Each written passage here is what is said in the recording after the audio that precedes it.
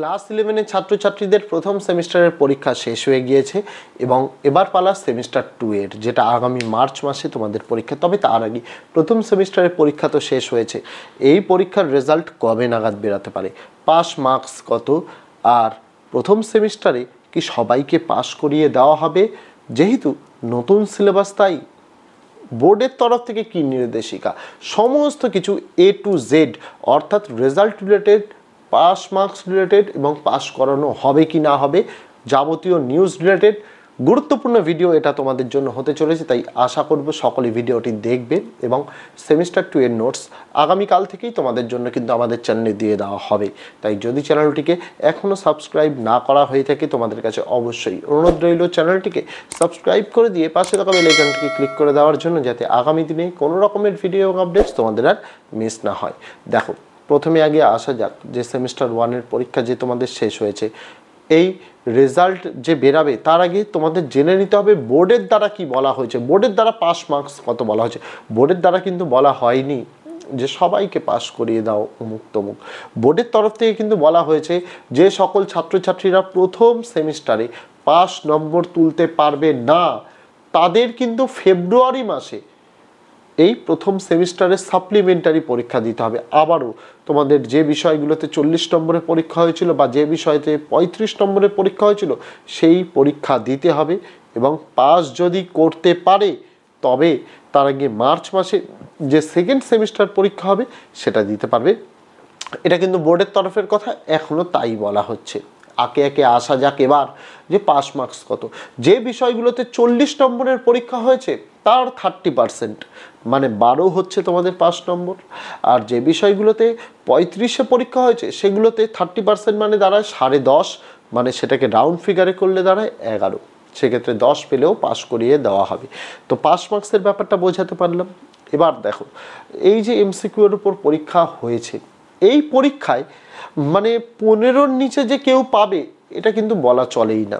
কারণ প্রশ্ন যেভাবে হয়েছে, টাফ হোক সোজা হোক যাই হোক, যেভাবে হয়েছে ছাত্রছাত্রীদের কাছে যেহেতু শুধুমাত্র মার্ক করতে হতো উত্তরগুলো, সেই জায়গায় দাঁড়িয়ে তারা যদি আন্দাজেও কিছু দেয় সেক্ষেত্রে পাস নম্বরটা কিন্তু উঠে যাওয়ার কথা। কিন্তু কিছু কিছু ক্ষেত্রে দেখা যায় আন্দাজে দিয়েও পাস নম্বর উঠছে না। এখানেই প্রশ্ন আসে, তাহলে কি প্রথম সেমিস্টারে পাস করিয়ে দেওয়া হবে? তার আগে বলে দিই, প্রথম সেমিস্টারের রেজাল্ট স্কুলগুলোকে কবে নাগাদ বের করতে হবে। যেহেতু পুজোর ছুটি পড়ে যাচ্ছে অক্টোবর মাসের 8 তারিখ থেকে, তার আগে কিন্তু স্কুলগুলোকে নির্দেশ দেওয়া হয়েছে প্রথম সেমিস্টারের রেজাল্ট ছাত্রছাত্রীদের উদ্দেশ্যে বের করে দেওয়ার জন্য। অর্থাৎ যে সকল ছাত্রছাত্রীরা এবছর ক্লাস 11-এর প্রথম সেমিস্টারের পরীক্ষা দিয়েছ, সকলেই রেজাল্ট এবছরই পুজোর আগে পেয়ে যাবে। তারপরে তো পুজোর ছুটি, তারপরে নভেম্বর মাস থেকে যখন সকলের স্কুল খুলবে, তোমাদেরও স্কুল খুলে যাবে, সেমিস্টার 2 এর ক্লাস শুরু হবে। নভেম্বর মাসে কোনো প্রকারে তোমাদের কিন্তু এই রেজাল্ট বের করা চলবে না।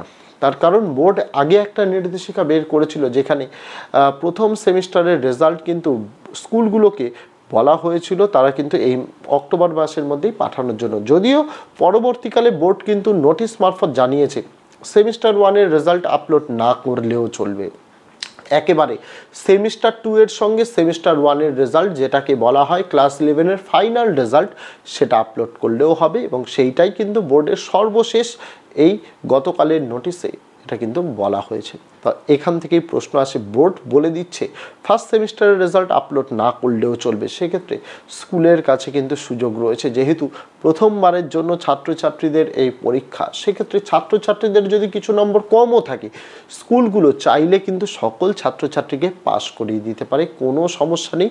কারণ সেই প্রশ্নপত্র, খাতা, রেজাল্ট অমুক তমুক কিছু পাঠাতে হচ্ছে না, একেবারে সেমিস্টার 2 এর সাথে পাঠাতে হবে। সেমিস্টার 2 এ যখন তোমাদের বড় প্রশ্নের ওপর পরীক্ষা হবে 40 নম্বর বা 35 নম্বরের, তার সাথে প্রথম সেমিস্টারে কত নম্বর পেয়েছে দুটোকে মার্চ করে পাঠাতে হবে এবং দুটো নম্বরের ওপরে তোমার ফার্স্ট সেমিস্টারের রেজাল্ট তৈরি হবে। তো এই জায়গায় দাঁড়িয়ে কি বোঝা যাচ্ছে, যদি স্কুলগুলো চায়, যদি স্কুলগুলো তোমাদের প্রতি সহানুভূতিশীল হয়, তাহলে স্কুলগুলো চাইলে তোমরা যদি 2-3 নম্বরও 5 নম্বরের চেয়ে কম পেয়ে থাকো, স্কুলগুলো চাইলে কিন্তু পাস করে দিতে পারে। এবং ম্যাক্সিমাম স্কুলে কিন্তু এবার তাই হবে, প্রথম সেমিস্টারের ম্যাক্সিমাম ছাত্রছাত্রীকে পাস করে দেওয়া হবে। তার কারণ কি, আমরা অনেক স্কুলের প্রশ্নপত্র দেখেছি, অনেক স্কুলের প্রশ্নপত্রে অনেক রকম ভুল ভ্রান্তি কিন্তু ছিল। সেই জায়গায় দাঁড়িয়ে ছাত্রছাত্রীদেরও যেহেতু প্রথমবার ওই মার্কশিটে পরীক্ষা, তাদেরও মার্কিং করতে কিন্তু ভুল হয়েছে।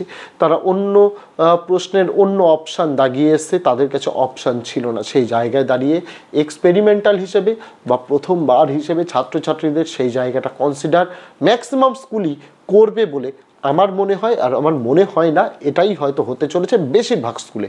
কিছু কিছু স্কুল যারা একটু স্ট্রিক্ট, তারা হয়তো কিছু কিছু ছাত্র যারা পরীক্ষা দেয়নি বা পরীক্ষার খাতায় কোনো কিছুরই উত্তর করে আসেনি, তাদের হয়তো আটকে দিতে পারে, একটা সম্ভাবনা রয়েছে। আটকে দেবেই এমন নয়, আটকে দিতে পারে। সেক্ষেত্রে তাদের কিন্তু বোর্ডের নিয়ম অনুযায়ী ফেব্রুয়ারি মাসে সাপ্লিমেন্টারি পরীক্ষায় বসতে হবে। কিন্তু এই সাপ্লিমেন্টারি পরীক্ষায় বসতে গেলে যাবতীয় খরচ কিন্তু স্কুলের, তাদের আবারও প্রশ্নপত্র তৈরি করতে হবে, খাতা দেখতে হবে।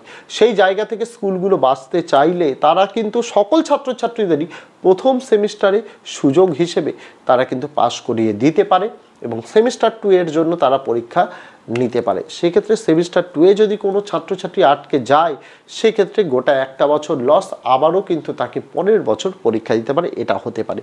আপাতত যেটুকু যা নিউজ আর যেটুকু যা স্কুল মারফত খবর আমরা পাচ্ছি, বেশিরভাগ ছাত্রছাত্রীদের বেশিরভাগ স্কুলেই সকলকেই, যদিও 5 নম্বরের থেকে 2, 3, 4 নম্বর কম থাকে, তাদেরকে কিন্তু পাস করিয়ে দেওয়া হতে পারে। অর্থাৎ এক প্রকার আমরা যদি ম্যাক্সিমাম জিনিসটা ধরে চলি, তাহলে তো বলতেই হয় যে ক্লাস 11 এ প্রথম সেমিস্টারে হয়তো সকলেই পাস হয়ে যাবে এবং এই রেজাল্ট তোমাদের পুজোর আগে, অর্থাৎ উইদিন 8 তারিখ, অক্টোবরের 8 তারিখের মধ্যে তোমাদের এই রেজাল্ট কিন্তু প্রকাশ করে দেওয়া হবে। কারণ আমরা জানি পঞ্চমীর দিন হাফ স্কুল হয়ে ছুটি পড়ে, সেই দিনের মধ্যে সকল স্কুলেই কিন্তু রেজাল্ট বেরিয়ে যাওয়ার একটা প্রবল সম্ভাবনা রয়েছে। তবে ছাত্রছাত্রীরা একটা জিনিস তোমাদের মাথায় রাখতে হবে, যদি স্কুলগুলো তোমাদের প্রথম সেমিস্টারে পাস করিয়ে দেয়, তার মানে কিন্তু এই নয় যে সেকেন্ড সেমিস্টারেও তুমি এরকম উইদাউট কোনো প্রিপারেশন পরীক্ষা দিতে চলে গেলে তোমাকে পাস করিয়ে দেওয়া হবে।